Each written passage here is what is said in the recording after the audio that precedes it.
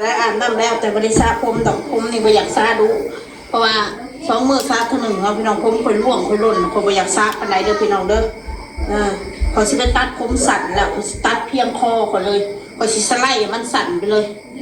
ตัดทรงแบบออกผู้ชายไปเลยพี่น้องค่ะผมคนร่วงแห้งแล้วบัดนี้เขาสิมาเว้าซี่แจงได้บัดนี้เว้าแล้วบ่ได้ด่าเด้อซี่แจงถ้าคลิปด่าได้ด่าก็ว่าด่าอันนี้ชี้แจงคนมาใส่ไล่ใส่ไฟข่อยบ่ได้เรื่องนี้เขาต้องออกมาเว้าพี่น้องค่ะมันมาหาว่าข่อยในต้มปากลูกข่อยจนปากแตกว่ะว่าไปทั่วที่ทั่วแดนผู้ใดมันจะไปต้มปากลูกจนปากแตกพี่น้องน้องมาหน้ามือเศร้าแม่อาบน้ำให้อาบน้ำแล้วเรียบร้อยแม่ร้านห่มพาคุณหนูให้แม่พันโตคุณหนูพันโตนึกภาพออกบ่คนเราไปนั่งข้างหลังคอเพิ่นแม่น่ะตากผ้าอยู่หน้าบ้านกูเพราะว่าคนชิลุกขึ้นแบบลุกขึ้นไปแบบมือมันแบบห่อไว้อยู่นะแบบว่ามันห่อเป็นมัมมี่ไว้อยู่ว่าสั้นจ้ะลุกขึ้นแบบก็เลยแบบคุบหน้าแล้วคุบลงพื้นแบบได้แขวมันต้องกระทบเจอปากนี่พี่น้องเลยเลือดออกมาขลาดหนึ่งฮะมันมีมือยาวทางพ่อนั่งหันหลังอยู่แบบโบเห็นแบบหน้าคุบลงเลยแบบเลือดบ่เลือดมาขลาดเลือดเศร้าคนตกมุกตกใจคนนึกว่าแขวหักแค่นั้นนี่มองปากนี่แหละนี่แค่นี้แหละนี่แตกมุนมาเลยพี่น้องมื้ออื่นจะไปซื้อยามาป้ายมื้อนี้มันยังเป็นแผลสดอยู่มื้ออื่นมันจะสิแห้งคนนี้เขาจะไปซื้อยาอย่างว่าเขายาเป็นยาแบบพ่อใหญ่เพชรทานนะเศร้าไว้เศร้าเหมือนว่ายานี่หายเพชรเศร้าไว้เหมือนบ่ยามันน้ำเต้านี่จะมาป้ายใส่ให้เราคนกับอีต้นลูกขยุพี่น้องเห็นอะไรเนาะแม่ไปพันไว้ว่าสันแม่ขนาดคนกับบ้าสักคอยบ่คอยตีปากลูกคอยนี่แหละพี่น้องมาใส่ไล่ใส่ไฟข่อยได้สิไปหาตีปากลูกจนปากแตกปนันบุมีในประวัติศาสตร์ธรรมตีธรรมดาตียูตีมือตีตีนน่ะอันนั้นน่ะตีอย่างเงี้ยดื้อค่ะเรื่องซ้อนลูกซ้อนเต้านะกะซ้อนคือกันมันบ่ซ้อนคนเฮามันก็ซ้อนได้ซ้ำซ้อนอะไรเด็กน้อยลูกเฮามันก็บ่แม่นเด็กน้อยเซียนปกติคือเด็กน้อยลูกคนอื่นเขาเนาะพี่น้องเนาะเราก็อยากบอกอย่างหรือจักหน่อยอีกอย่างนั่งก็มีอยู่คนเดียวเด็กน้อยคนเดียวมันก็ย่อมจะเอาใจอยู่แล้วอันใดบ่ถือใจมันก็คิดวิดวัดเป็นธรรมดามันก็โห่เลยเนาะพี่น้องเนาะเสียมันเคลื่อนคนปกติขนาดเด็กน้อยปกติมันยังบอกบ่ฟังควมกำลังมึงมาด่าลูกข่อยคือกันว่าโยกไปโยกมาว่าเด็กปัญญาอ่อนอีเด็กปัญญาอ่อนว่าสันดาลูกข่อยสายเลือดภัยสายเลือดมันเอากระหักของเฮามันเป็นเวลาปัญญาอ่อนนะเขาสิบุหูเรื่องอย่างเลยนับมือนับฟันนี่นับยิ่งนับมือนับฟันนี่ยิ่งไม่รู้เรื่องว่าสันพี่น้องคนเราให้ลูกไปว่าบ่รู้เรื่องโอ้ยเสียงคนไทยเย็นกันเลยเนาะมือเลยคนที่บ่รู้เรื่องนั่นคือคนเบิ่งคลิปมันพี่น้องนอกมาหน้าเราก็อยู่มาเหมาะแม่เวลาเขาอยู่มาเหมาะแม่เขามาว่าให้ลูกเขาเวลาเขาแลนหน้าแลนหลังเขามาว่าให้ลูกเขาอันไหนมันก็บริถือใจเรามันบ่เป็นลูกมึงเนาะเดี๋ยวซุปเปอร์ฮาร์ว่าใส่ได้ใส่ไฟเด้อว่าคอยตบปากแตกลูกว่าลูกคอยว่าคอยตบปากลูกคอยแตกก็สั่นนะสิเนี่ยมาฮาบอกฮาว่ายิ่งเรียนได้เนี่ยอะไรที่ต้องแก้เรียนเขาไปเล่าได้แบบได้ไล่เราไปเดียวเราต้องเล่าให้คุณพ่อไปเนี่ยเอาตัวเนี่ยแล้วก็ชิว่าเรื่องนี้ที่ว่าคอยยืมเงินนั่งจ๊อกเนี่ยเขาว่าอีกเด้อหมู่กันเองว่ามันบ่เป็นนางดอกว่าไปยืมเงินอันเขาสิแต่งงานกันเงินขาดสินสอดเขาได้จังกล้ายืมเงินเขาเราบ่ใส่ว่าสั้นซะเขาสิบอกว่าให้เด้อเงินเขาเอาน้ำหมู่เขาเอาตั้งแต่6 เดือนที่แล้วเลยพี่น้อง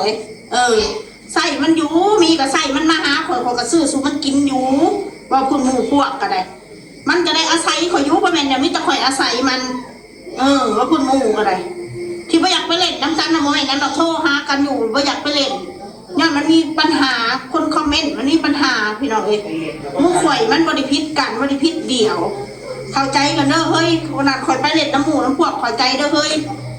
เข้าใจกันจบคุณหอดเลยโทรหาว่าได้ป้าได้ถิ่มเบิ่งแง่งกันคือเก่าหมู่กันนะ แต่ยังมาหาว่าคอยเรามาคอยอิจฉานางสั่งสิโอ้ยคอยแห้งดีใจนำเวลาคอยลำบากก็มีมันแต่อยู่เคียงข้างคอยมันไม่ได้ป้าได้ถิ่มกระดอกอีนางนั่น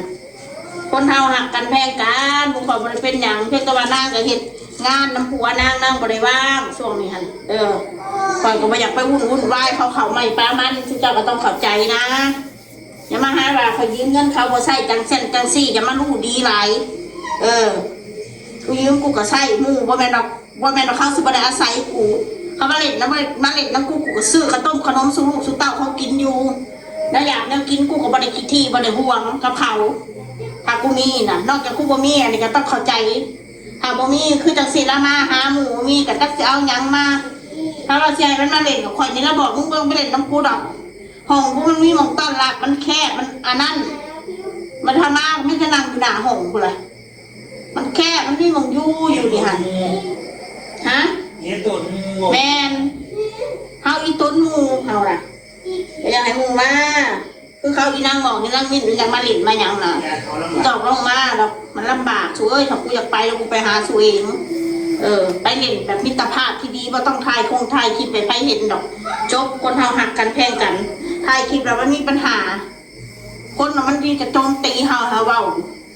เพราะคนหมู่พวกเฮานึกถึงแต่เวลาเขาดีนำเฮาเวลาเขาลำบากเขาอยู่เคียงข้างเฮาเวลาเขาลำบากเขาก็บ่เขาบ่เคยช่วยเหลือเขาก็ให้ซื้ออยากซื้อกินให้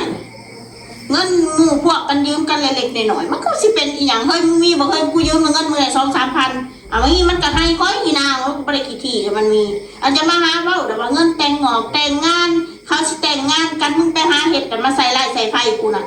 โอ้ยกูเราเอาตั้งแต่เขายังบ่ได้แต่งงานกันกูบัดนี้เขาอยู่นำกันแล้วครอบครัวเขาแล้วกูสิไปยืมจะบอกกูได้สิไปกล้ายืมเขาครอบครัวเขาคนเฮามันเคยยืมกันหรือว่าจะกล้ายืมกันบอกคุณเงินคำเอาไปชี้แจงเนี่ยนะนี่แหละว่าให้ฟังกูบริตัวกับกูเคยเล่าไปเลยได้เรื่องหนี้เรื่องสินมึงเป็นหนี้ภายในอันนี้พี่เลี้ยงกูกับเป็นกูก็บอกแล้วกูก็เป็นหนี้พี่เลี้ยงกูก็เป็นหนี้พี่เลี้ยงกูก็เว้าชัดเจนบ่ล่ะแล้วกูงงอยู่นะว่าคนน่ะเป็นยังมันคืองูว่ากูน่ะเป็นหนี้เป็นสินมองหันมองนี่ไปสืบมาสบไปเข่าหาเขาสบต้องหูแท้หูฮอดว่ากูใส่เท่านั้นเท่านี้กูเดี๋ยวนี้บอกเขาว่าให้มึงฟังบอกหรืออะไรไอ้คนที่เขาไปหานะกูขอถามแหน่คือจากหูจากเห็นแท้เรื่องนี้เรื่องสินกูคือมายุ่งมาวุ่นวายตายแท้คือจังมาโซ่แท้กับหนี้สินกูดิสู้วัดมาใส่ให้กูสบอกกูขอร้องสุราสุอย่ามายุ่งเลยเรื่องนี้เรื่องสินกูนะกูมีกูก็ใส่บันนี้เพื่อกูก็ใส่นอกจากกูบ่มีแล้วกูบดปัญญาอีนี้แหละกูมีความสามารถแล้วกูก็ยอมวัดทุกสิ่งทุกอย่างแค่นั้นแหละถ้ากูบ่มีปัญญาเนี่ยกูก็ยอมวัดยอมไม่สู้เหยียบยอมไม่สู้เว้าทุกสิ่งทุกอย่างคนมันบ่มีก็คือมันบ่มี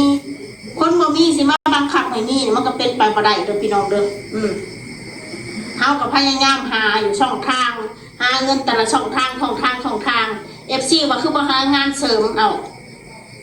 Facebook ก็เป็นงานเสริมหั่นดิซะตอนนี้มันก็บ่ได้เปี้ยงได้ตังค์คือหมู่ดอกมันก็เฮ็ดไปเมื่อเรียน2เหรียญสะสมไปช่องน้องมะนาวนี่ก็เป็นอีกช่องทางนึงหาเงินมันก็บ่ได้เปี้ยงได้ตังค์คือกันเมื่อเรียน2เหรียญคือกันอันนี้อะไรสะสมไปเฮาถนัดทางไหนเฮาก็เฮ็ดทางนั้นพี่น้องเฮาสิไปเอาความถนัดของคนอื่นแหละเห็นช้างขี่ตามช้างมันก็บ่แม่นเด้พี่น้องของนั่นนี่ค่ะเขาต้องเป็นตัวของตัวเองทำงานที่ตัวเองรักมันก็มีความสุขมันก็ทำได้นานคนเฮานะว่าแม่เห็นคนอื่นมีเห็นคนอื่นได้เห็นคนอื่นเก่งตัวเองก็เห็นคือเขาอยากเรียนแบบเขาตัวเองก็เห็นว่าได้คือเขาแบบนี้ค่ะคนเราถนัดตรงไหนทำตรงนั้นขอแต่เขาทำอย่าให้มันถูกต้องเขาอย่าไปทำสิ่งที่มันบดีต่อบ้านต่อเมืองพิดบ้านพิดเมืองเพิ่นบ่เบียดเบียนใครก็พอแล้วคนเฮานะเอาล่ะพี่น้องสำหรับคลิปนี้ก็ขอบคุณหลายๆเด้อไปพอกันใหม่คลิปหน้าซัมนี่ได้อีเสียสินซัมนี่ได้อีเสียสินซัมนี่ได้อีเสียสิน